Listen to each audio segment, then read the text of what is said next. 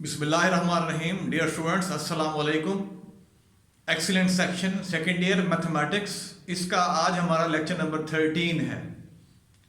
Lecture number 13 के अंदर हम इंटीग्रेशन बाय पार्शियल फ्रैक्शन इसको डिस्कस करेंगे। ये हमारा टॉपिक होगा इंटीग्रेशन बाय पार्शियल फ्रैक्शन। तो इसमें आपको जो इंटीग्रैंड होगा वो रैशनल फंक्शन गिवन होगा, ठीक है जी। जो इंटीग्रैंड होगा वो आपको रैशनल फंक्शन गिवन होगा। आप उसकी पहले बनाएंगे पार्शियल फ्रैक्शन और फिर आप उसको इंटीग्रेट करेंगे, ठीक हो गया। फिर सुन लें, इस जो एक्सरसाइज है जो कि 3.5 है और जो टॉपिक है ये है integration by parts, integration by parts. तो इसमें आपको जो इंटीग्रल गिवन होंगे, इंटीग्रल के अंदर जो इंटीग्रैंड होगा वो रैशनल फ्रैक्शन होगा या रैशनल फंक्शन होगा। उसको पहले आपने उसकी बनानी है पार्शियल फ्रैक्शन। पार्शियल फ्रैक्शन बनाने के बाद फिर आप उसको इंटीग्रेट करेंगे। अब इसी सिलसिले में हम इसका पहला question exercise 3.5 question number 2 brother exercise 3.5 ये बड़ा सिंपल क्वेश्चन है। यहां से स्टार्ट करते हैं, फिर हम इसकी कुछ एग्जांपल करेंगे, कुछ सवाल करेंगे। अब कह रहा है एवेल्युएट, क्वेश्चन नंबर 2 में कह रहा है evaluate this integral 2x + 8 divided by x + 3 into 2x - 1, ठीक है जी। तो ये आपका यहां पे देखिए रैशनल फंक्शन है, ठीक है। और अगर आप इसको ऑब्जर्व करें तो ये जो रैशनल फंक्शन है ये है 5x + 8 divided by x + 3 into 2x - 1। इसे इंटीग्रैंड भी कहेंगे हम। अब इंटीग्रैंड ये रैशनल फंक्शन के जो है ये आपके पास प्रॉपर फ्रैक्शन है। क्या है? Proper fraction. ऊपर डिग्री क्या है 1, नीचे डिग्री क्या है 2, तो लिहाजा दिस इज प्रॉपर फ्रैक्शन। सो हम इसकी बनाएंगे पहले पार्शियल फ्रैक्शन।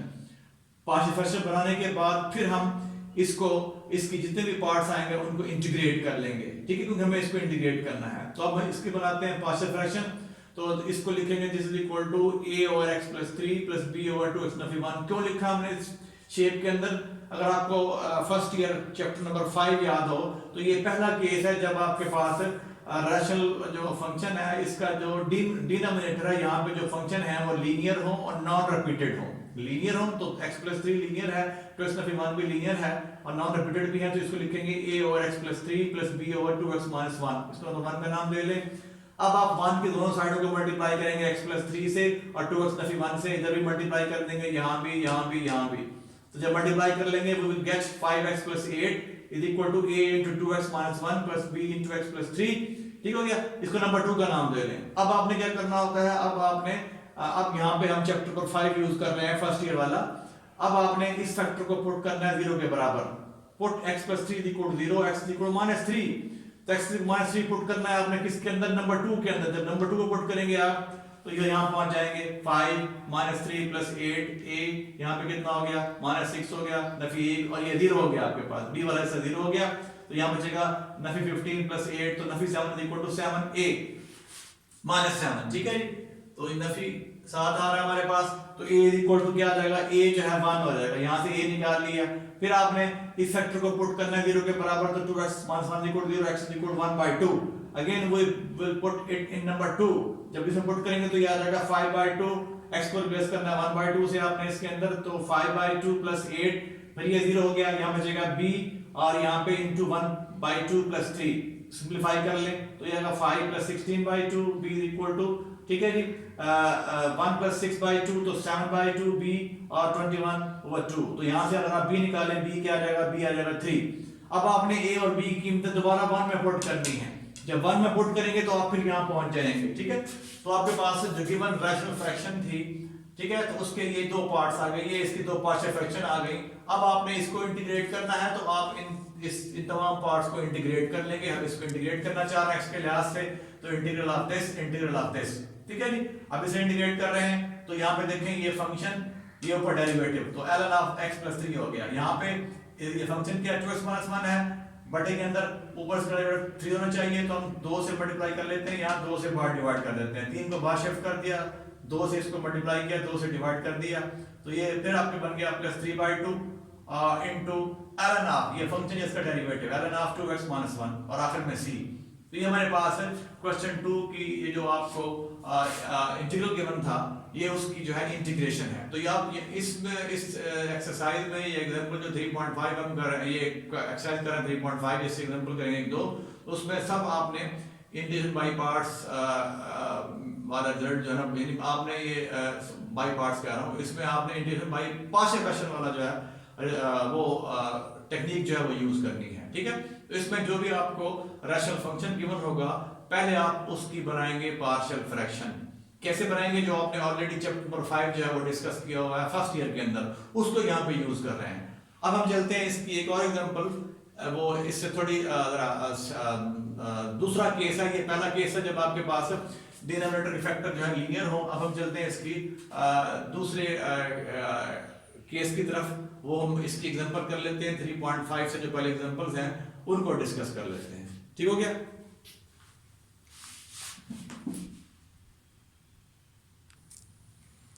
एग्जांपल नंबर हमारी ये 4 है, पेज 147 पे, एवेल्युएट द इंटीग्रल, ठीक है जी। तो इसमें अगर आप देखें तो जो आपका रैशनल फंक्शन है, इसकी शेप कुछ यूं है, integral 7x-1 divide by x-1 का स्क्वायर और x+1, यानी ये भी आपका रैशनल फंक्शन है, और ये जो है जो इंटीग्रैंड है रैशनल फंक्शन है, और इसका जो डिनोमिनेटर है यहाँ, ये फैक्टर जो है वो आ रहा है रिपीटेड और लीनियर, ठीक है।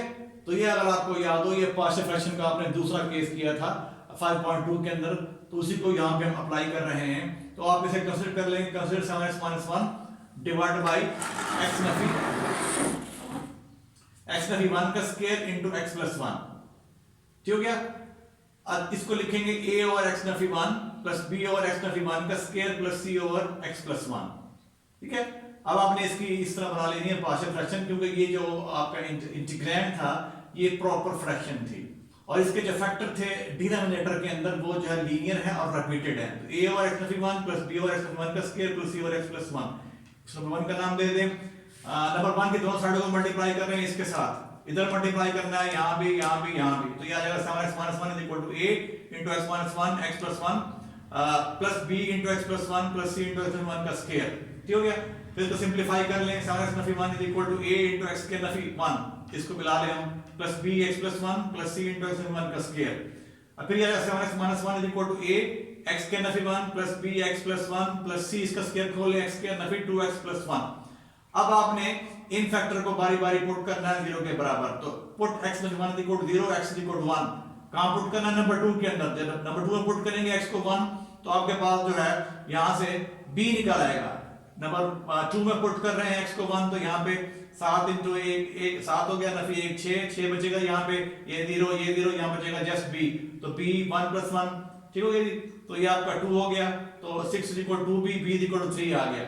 फिर आपने पुट करना है दूसरे फैक्टर को 0 के बराबर, put x+1 equal to 0 x equal to 1 number 2 के अंदर। अगेन वी हैव, तो आपको यहाँ से c मिलेगा, इसमें पुट किया आपने नंबर 2 के अंदर, जहां पे x-1 पुट किया है, तो ये आ गया नफी 8 equal to 4c, c equal to -2, ठीक है जी। अब एक कांस्टेंट और रह गया आपके पास, उस कांस्टेंट को एवेल्युएट करने के लिए हम 3 को यूज करेंगे। हम x स्क्वायर का और x का कोएफिशिएंट इक्वेट करेंगे नंबर 3 के अंदर, ठीक है। To evaluate the third constant we equate the coefficient of x square and x in number 3। इसके अंदर कोएफिशिएंट ऑफ x स्क्वायर देखेंगे, हमारे पास इधर x स्क्वायर कोएफिशिएंट कोई नहीं है, 0 इधर क्या है a, इधर क्या है c, तो a जमा c इक्वल टू 0, ठीक है जी। अब कोएफिशिएंट ऑफ x यहां देखिए आपके पास 7 है, इसमें इधर 7 आ गया, यहाँ पे क्या है, इधर आपके पास b है, इधर क्या है -2c, ये, तो यहां से आपके इक्वेशन नंबर 4 और 5 आ जाएंगे, ठीक है जी। अब 4 से आपने a निकाल लेना है, a माइनस c आएगा, c आपने ऑलरेडी निकाला होगा -2, तो a जो है वो 2 हो जाएगा, a will be 2। Again from 5 we have b equal to, ये हो जाएगा 7 प्लस 2c, c आपने ऑलरेडी निकाला होगा, यहाँ कीमत दर्ज कर देंगे, तो ये 7 प्लस 2 c माइनस 2 है, तो b आ जाएगा आपके पास, इसको मुक्सर करेंगे तो b we will have b equal to 3, ठीक है। अब आपने b निकाल लिया, ठीक है जी, a निकाल लिया आपने, सॉरी b जो है इसको हम c कह लें, फ्रॉम c हमने जो है वो b आपका दोबारा 3 आ गया, इसकी जरूरत नहीं थी, ये हमारा ये मसला हल हो गया, ठीक है जी। ए आपने निकाल लिया, ठीक है। फिर इसकी जरूरत नहीं है, अगर करना चाहे तो इसको आप यहाँ से इसको करने की जरूरत नहीं है, इसको बल छोड़ दें। तो यहाँ पे मैंने क्योंकि क्वेश्चन अवेक्स किया था तो इससे मेरे पास ये यहाँ से दोबारा बी आ गया, बी वही आएगा, बी आपके पास 3 आ रहा है, ठीक है जी। अब ये कीमतें आपने दोबारा इसको बल्कि रेज कर देते तक कंफ्यूजन पैदा ना करें, तो यहाँ से आप बी की जरूरत नहीं है, यहीं से आपका मसला हो जाएगा, ए निकाल लिया, ठीक है। अब यहाँ कीमत दर्ज कर देंगे आप, किसकी कीमत दर्ज कर दी आपने, ए की, बी की, सी की, तो यहाँ पहुंच जाएंगे, ठीक है। अब आपने इसको इंटीग्रेट करना है, इधर इंटीग्रेशन में ले लेंगे, इसकी भी इंटीग्रेशन, इसको भी इंटीग्रेट करेंगे, इसे भी इंटीग्रेट करेंगे, तो यहाँ करेंगे तो ये फंक्शन ये इसका डेरिवेटिव तो बाहर निकाल लेंगे ln of x - 1 प्लस 3, इसको ऊपर शिफ्ट कर दें तो फंक्शन की पावर आगे इसका डेरिवेटिव 1, ठीक है। पावर में का इजाफा उस चीज से डिवाइड किया आपने यहाँ पे, फिर यहाँ पे नफी 2 को बाहर निकाल लें 1 और x + 1, तो ये बन गया हमारे पास 2 नफी 2 ln of x + 1, ठीक है। अब इसको इकट्ठा कर दें, 2 कॉमन निकाल लें ln of x - 1 minus ln of x + 1, और ये नफी 3 ओवर x नफी 1 ये बटे में आ जाएगा, और प्लस c। अब इनको इकट्ठा कर लें, 2 ln of x - 1 over x + 1 minus 3 over x - 1 plus c। तो ये हमारे पास ये एग्जांपल नंबर 4 है पेज 147 पे, ठीक है। तो यहाँ ये आपकी दूसरी कैटेगरी बनती है, अगर आपको याद हो चैप्टर नंबर 5 फर्स्ट ईयर वाला, तो जब आपके पास जो डिनोमिनेटर है यहाँ फैक्टर जो है वो क्या हो, रिपीटेड हो, लीनियर हो, ठीक है। फिर हम इसका एक सवाल और करेंगे इंशाल्लाह, एक दो सवाल और करेंगे जिनमें हमारे पास नेक्स्ट जो है जो डिनोमिनेटर के जो अंदर जो फैक्टर आएंगे वो क्वाड्रेटिक होंगे, इरेड्यूसिबल होंगे, ठीक है जी, और रिपीटेड होंगे। इंशाल्लाह वो नेक्स्ट लेक्चर में उनको हम डिस्कस करेंगे। तब तक के लिए अल्लाह हाफिज़।